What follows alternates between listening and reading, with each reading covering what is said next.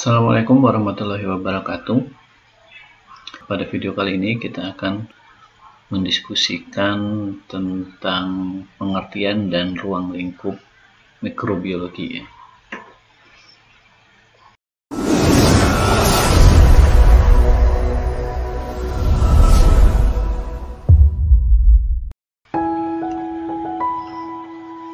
Nah, mikrobiologi adalah ilmu yang mempelajari tentang mikroorganisme. Mikroorganisme adalah semua organisme mikroskopis, artinya dapat dilihat dengan mikroskop, gitu ya, dalam bentuk tunggalnya. Ini saya ulangi, mikroorganisme adalah semua organisme mikroskopis bersel tunggal, beberapa multiselular mikroskopis, serta virus yang mikroskopis tetapi tidak seluler. Sel mikroba berbeda dengan sel tumbuhan maupun sel hewan, karena mikroorganisme pada umumnya menjalankan proses kehidupannya secara mandiri dari sel lain. Sebaliknya, sel tumbuhan dan sel hewan tidak dapat hidup sendiri di alam, melainkan sebagai bagian dari struktur multiseluler seperti sistem organ hewan ataupun daun tumbuhan, atau mungkin bagian dari akar tumbuhan atau batang tumbuhan. Nah, berbeda dengan mikroorganisme, sebagian besar itu hidup sebagai sel tunggal. Nah, ilmu mikrobiologi dalam kajiannya itu mempelajari dua pokok hal yang saling berhubungan. Yang pertama, memahami dunia kehidupan organisme mikroskopis. Sebagai ilmu biologi dasar, mikrobiologi menggunakan dan mengembangkan alat untuk menyelidiki proses dasar dari kehidupan. Ilmuwan telah memperoleh pemahaman yang cukup canggih tentang dasar kimia dan fisik kehidupan dari studi mikroorganisme. Karena sel mikroba memiliki banyak karakteristik yang sama dengan sel organisme multiseluler, tetapi tidak seperti tumbuhan ataupun hewan, sel mikroba dapat tumbuh dengan kepadatan yang sangat tinggi dalam kultur laboratorium, membuatnya siap untuk dilakukan studi biokimia dan genetik secara cepat. Secara kolektif,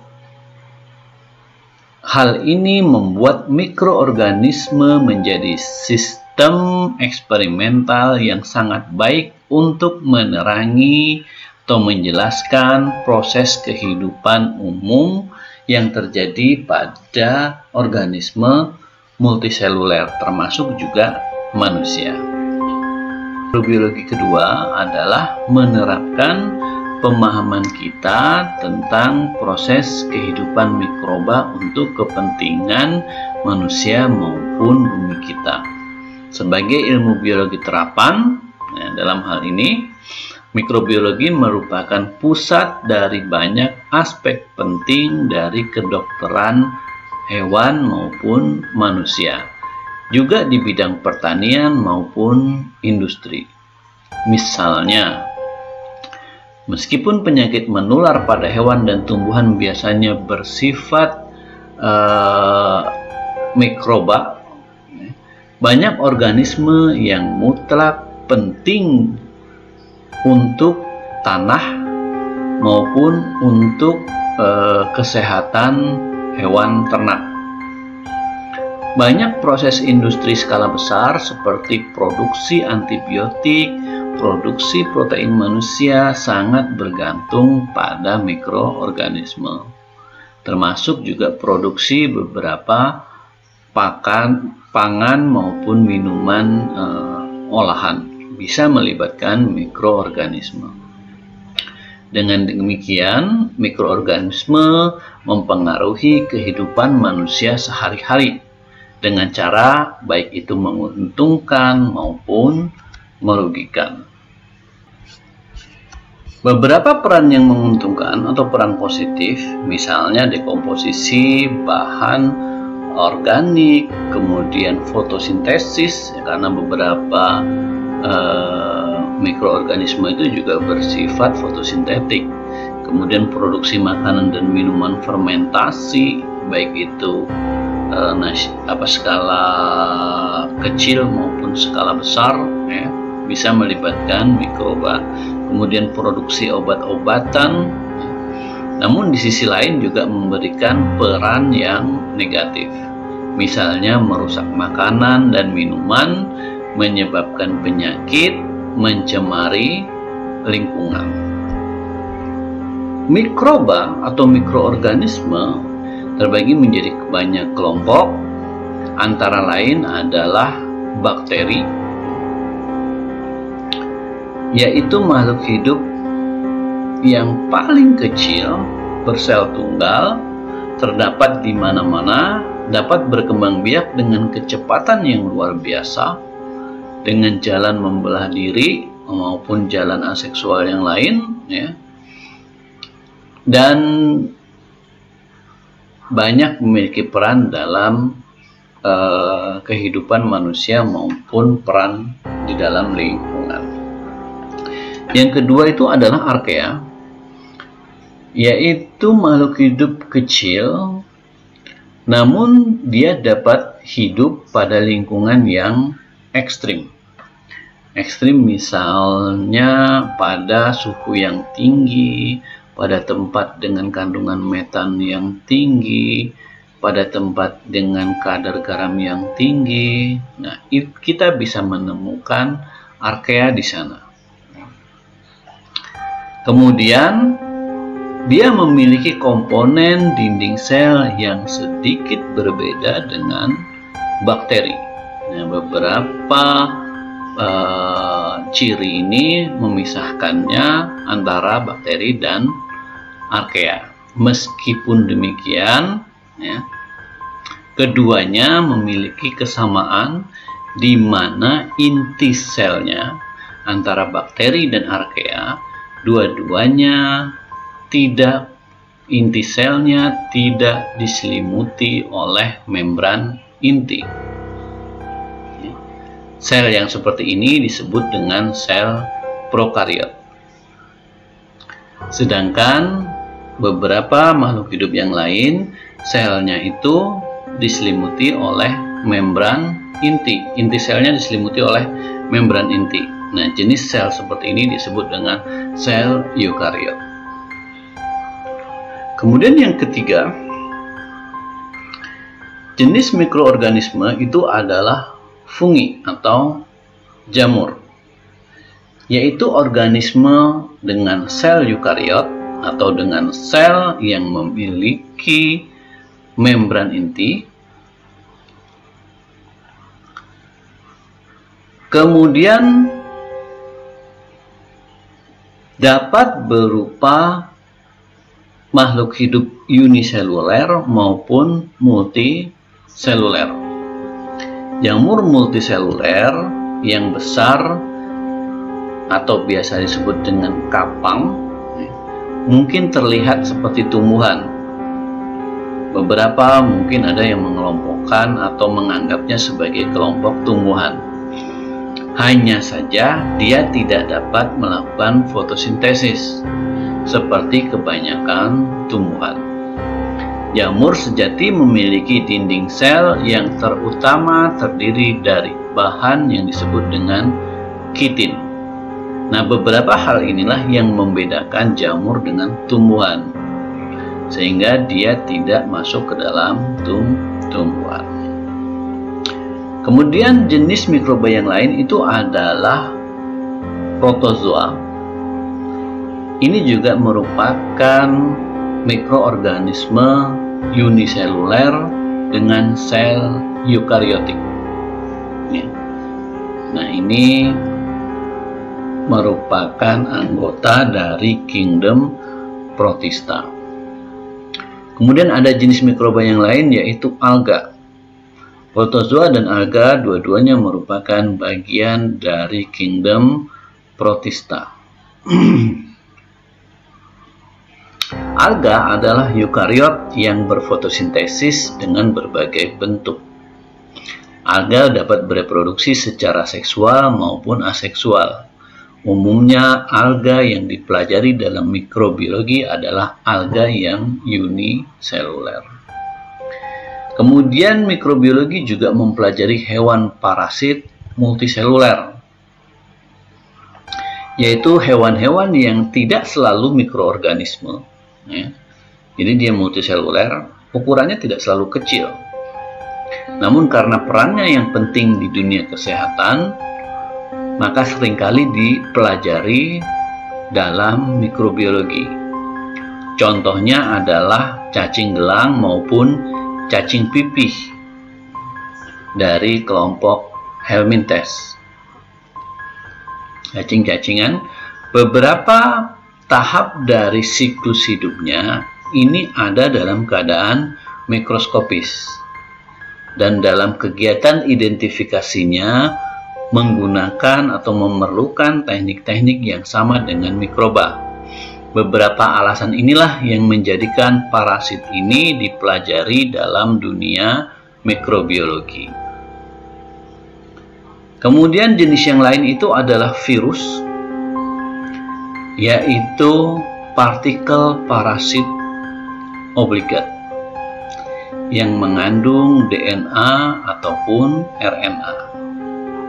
Partikel ini tidak tergolong sebagai sel karena ciri-ciri yang dimiliki tidak memenuhi kriteria sebagai sebuah sel maupun ciri-ciri sebagai makhluk hidup. Dan sebagian besar para ilmuwan itu merujuk kelompok makhluk hidup hanya kepada 3 domain dan 6 kingdom, dan virus tidak termasuk di dalamnya. 3 domain yang dimaksud adalah domain eubakteri berisi 1 kingdom, yaitu kingdom bakteri. Kemudian ada domain archaebakteri berisi 1 kingdom juga, yaitu kingdom archaea. Dan yang ketiga itu adalah domain eukariot berisi kingdom protista, jamur, tumbuhan maupun hewan.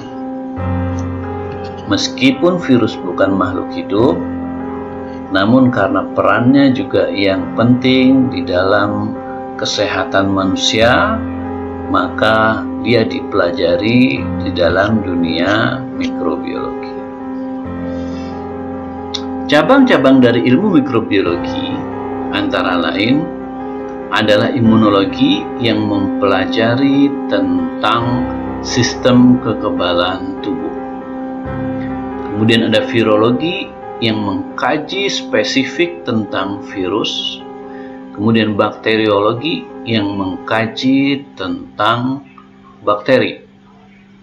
Ada juga cabang ilmu mikrobiologi kesehatan yang mempelajari peranan mikroorganisme di dunia kesehatan, atau mikrobiologi pertanian yang mengkaji peranan mikroba di dalam bidang pertanian, maupun juga cabang ilmu bioteknologi yang beberapa diantaranya juga melibatkan mikroba dalam perkembangannya.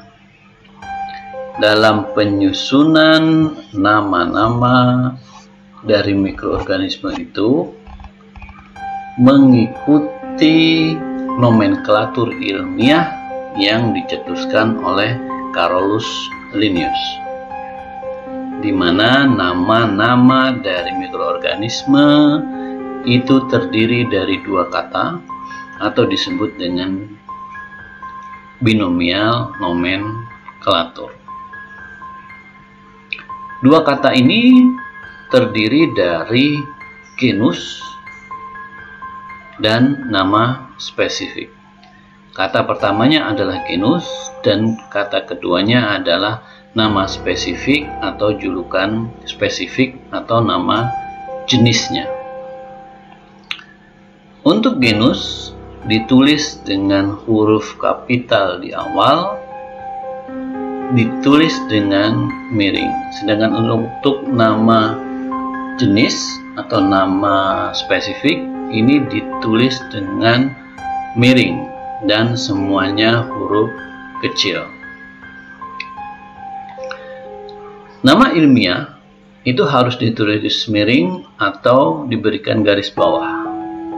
Nama ilmiah juga mengikuti kaidah-kaidah binomial nomenklatur secara umum.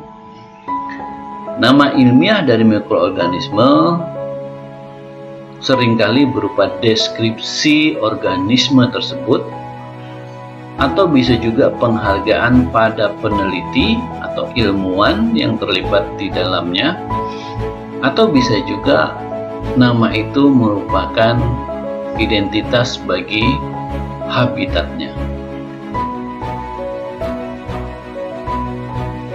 Sebagai contoh adalah Staphylococcus aureus. Nah, Staphylococcus aureus ini memiliki makna bahwa kata pertamanya itu adalah genusnya, kata keduanya itu adalah nama jenisnya atau julukannya atau spesifik epitetnya. Staphylococcus aureus.